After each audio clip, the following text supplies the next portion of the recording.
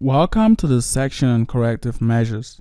In the section, we shall look at data augmentation and class weighting. We shall apply data augmentation directly in the model. And so during training, the data is augmented, while during testing, the data augmentation layers are taken off. TensorFlow also makes this very easy with a preprocessing package. So basically we just have to specify this TensorFlow preprocessing from the TF, the Keras, the layers, the experimental module. So once we have that, we could now call the random flip, for example, that's horizontal and vertical. A random rotation, specify the factor 0.1, and then a random zoom factor 0.1. Once this is okay, we just have to rerun this cell, and from this we have the model summary.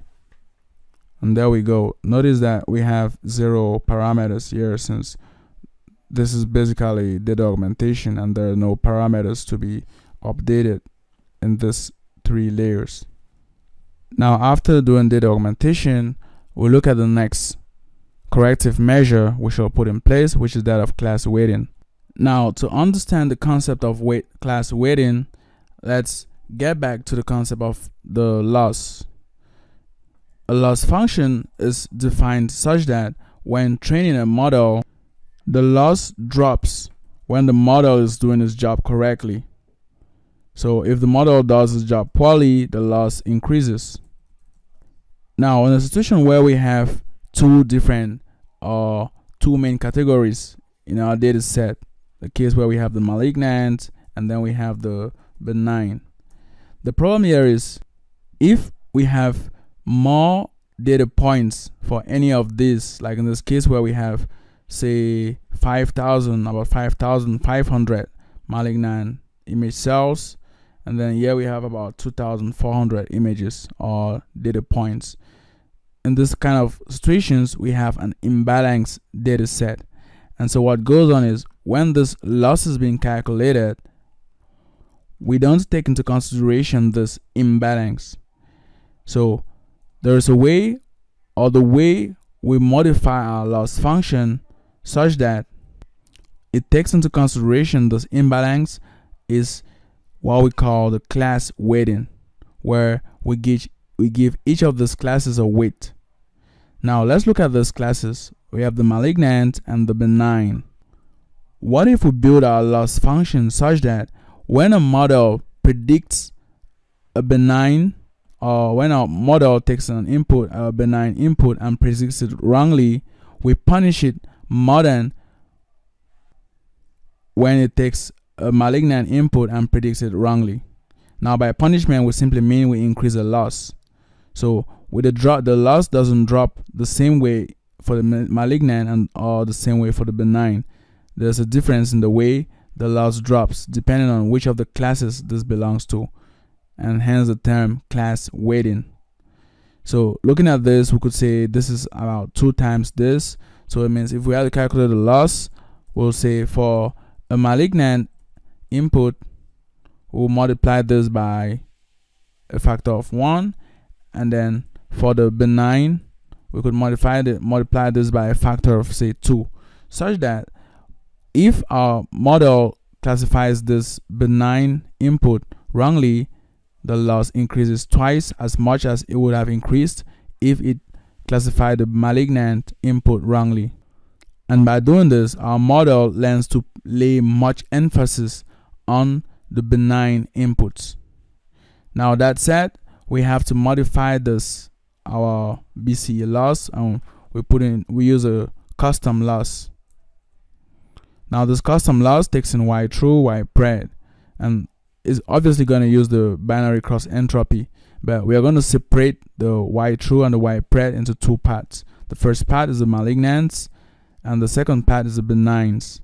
Now the way we separate this is by saying if we have a y true and y pred as input, we're going to look for where the y true has a value of 1.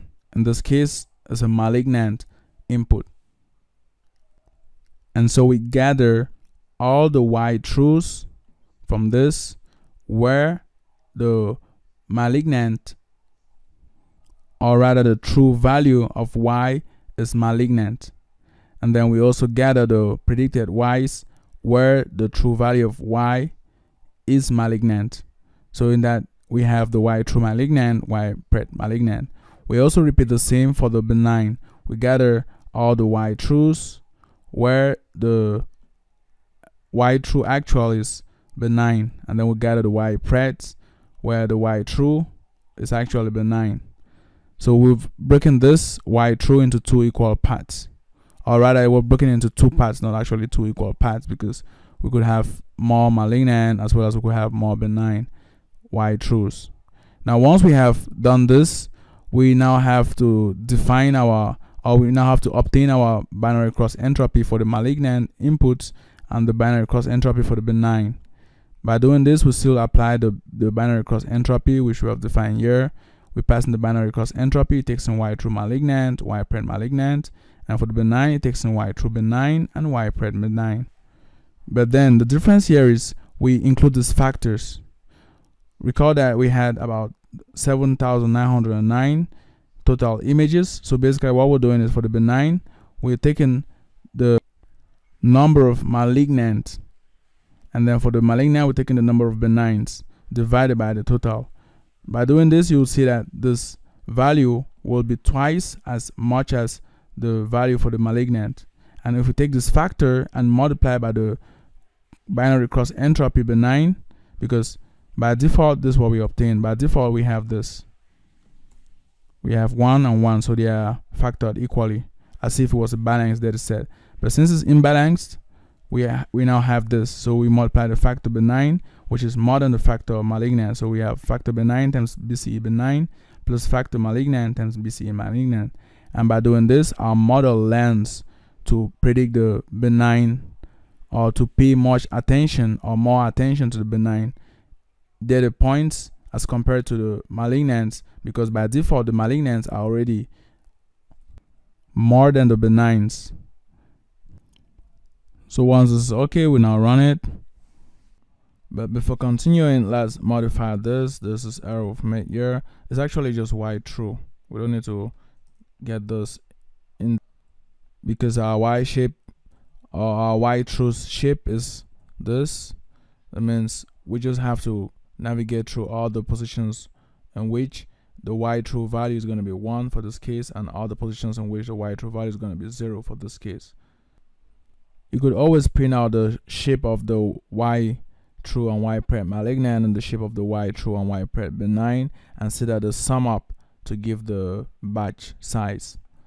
So we take this off, we take off this index selection, take that off, and it's fine. We run again. We have that. For the loss value, we now have the custom loss. So we take this off, we have custom loss, run that.